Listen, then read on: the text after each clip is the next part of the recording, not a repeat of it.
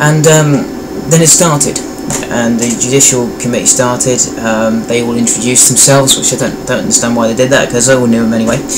And then it all started, and they'd all got pages and pages of notes in front of them. And they all started talking to me about, and they said, well, obviously you know why it is that we've asked you to come here today. And I said, yeah, I understand. So they started going on about why it was that they wanted to have a discussion. The first one, that it was alleged that I was gambling. I quickly put to bed that actually in fact was a lie, and that I hadn't been gambling. I'd been playing cards with some friends, but there was no money involved at all, so I wasn't gambling.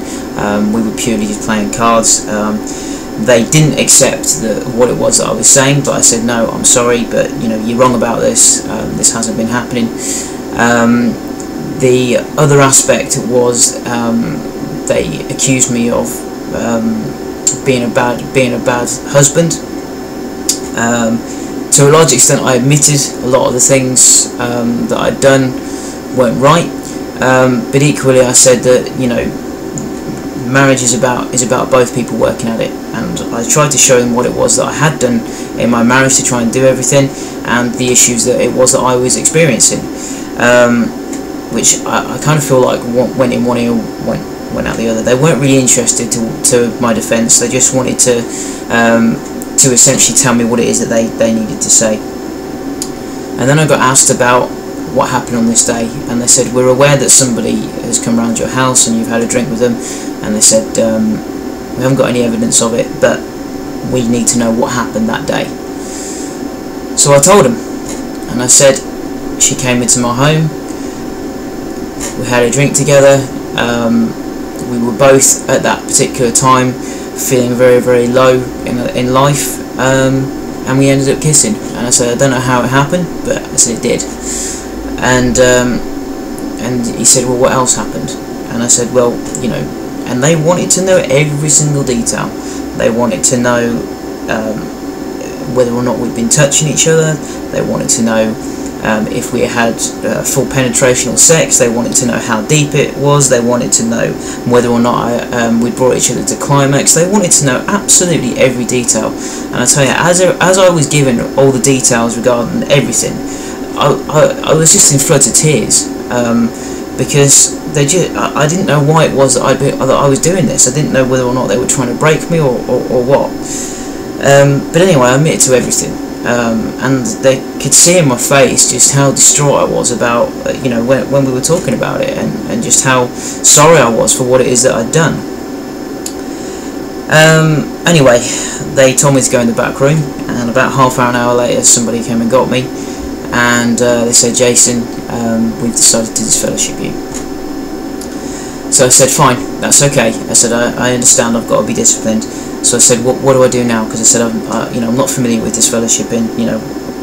What do I do? How do I get back? How do I get back to God's favour again? And they said, well, you need to be attending every single meeting, and that in about sort of 6-7 months' time, we will review it. So I said, fine. I said, that's what I'm going to do. I said, I want to show you that I'm repentant. So I said, if this is what's going to happen, then that's fine. So anyway, it was going to be announced on the next Thursday that I was going to be disfellowshipped.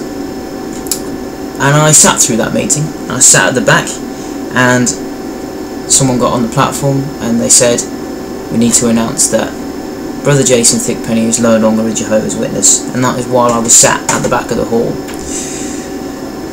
And for 3-4 months I attended every single meeting. I was there. You could guarantee that the first person, well, not the first person to be there was me, because obviously that's not how it worked when you were a disfellowship person. But I went there and I sat at the back of the hall, and I tell you, the people I had to face, it was awful, because this is a place where, my wife was, because we were still married, where my wife was, and I'd be getting sniggered at by all of her friends. People were like looking at me in utter disgust at me and everything else. I had to sit through that for a good amount of time. Now bear in mind as well that obviously I'm still trying to keep a roof over my head, because my business still wasn't taking off, because I just didn't have the funds to be able to do it. I started using my credit card to try and pay for bills, paying it to get fuel so I could go out and try and win some customers and that kind of thing. It just wasn't happening. I did my best with it. With what it was that I'd got. Until the inevitable happened, and I got a letter through from my bank telling me that they were going to repossess my house. And I didn't know what to do, because obviously I didn't feel like I could turn to my mum and dad, because obviously they were both witnesses, and me going back to live with them would cause them a lot of issues. I had no idea what to do, so I put the stuff in the back of my work van. I pulled up on the side of the road, and I just slept in my van for about a week or so. And I then went to see a customer, actually, and you know, she could see that I was feeling very upset on one particular day, and she said to me, she said, well look, I told her everything, and she said, well look, if you need a place to stay for a bit, she said, you know, I've got a second bedroom here, stay here for as long as it is that you need to, get your feet back on the ground, I won't charge you any rent, and you can stay here for as long as you need to. Now, that's the first time I'd ever felt love.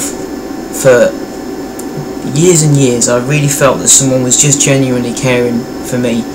And bearing in mind I was just a stranger to her, why she did this I have no idea. I believe that there was some divine intervention here, and I did, and I stayed with her for a few months, rent free. Didn't charge me anything. Her and her boyfriend were very, very nice to me, helped me out in lots of different ways, helped me socialise again, because I'd been told by the elders as well, no association with worldly people and that kind of thing. But you know, I couldn't cope with not talking to anybody, and I couldn't cope with being shunned by, you know, my own family and so on. So I thought, no, I'm going to start associating with these people, because they seem like they're pretty good people. And you know, over the course of that time, I met some really good people. They weren't believers in any way, shape or form, but they were good people. So another few months go by, and my meeting attendance wasn't quite as good, but it was still, I felt okay. So I wrote my letter to my presiding overseer requesting a meeting, and he agreed to have a meeting to see if I could get reinstated. Went along to the meeting. It literally must have been 5 minutes probably in the meeting, and they said, no, we don't feel you're ready. And I was just distraught. You know, I felt like I'd given what I could. You know, I told them that I'd become homeless. I told them that I had nothing left. That I had, you know, they could see in my face that I hadn't slept in months. And what I really needed was some love. And they just weren't prepared to budge. They weren't prepared to forgive me of what it is that I'd done and let me back in the organisation. So a few months go by. I had to move out of this home, because I said to this girl at the time, I said, look, I'm sorry, I can't carry on living with you, because you know, this is just too much for you. You know, I'm living here all the time, and you know, we live out in the sticks and everything. You know, I'm putting too much on you. I said, I can't do this to you anymore. And she said, look, there's no problem at all. But she said, if that's, you know, if you want to move out, then that's fine. So I did, and I moved back in with my parents. They set out some ground rules for me. I'd be about 23 years old at the time, but they told me when their witness friends came over that I had to go upstairs. That, you know, that if I was going to be back under their roof, that I would need to be going to every single meeting with them and everything else. And I said, no problem, you know, we can do that. So I started attending the same congregation that they were going to. And it was actually really nice, to be honest with you, because I'd gone back to the congregation that I grew up in, and they were completely different to the one that I was in prior to that, because you know, these people had known me for years. They knew deep down that I was a good person, and they were just ready for me to, you know, just see out the next sort of 6 months and then become a witness again. So anyway, it would probably only be a few weeks that had gone by, because now I've lost absolutely everything, and now I've got also declare myself bankrupt because my house got repossessed and I didn't have the funds to be able to pay them off. I saw a financial advisor and they said that's what you got to do, you got to declare yourself bankrupt. So I said fine, if that's what I've got to do, then that's fine. And also I decided to knock my window cleaning business on the head and go out and get a job. So I got a job as a call centre worker. Absolutely fine, just exactly what it is that I needed at the time, because I went out and got the job pretty quickly, and started to get back on my own 2 feet again. And I was attending the local congregation. But then the story takes quite a dramatic twist, and I'm going to go through that in part 3.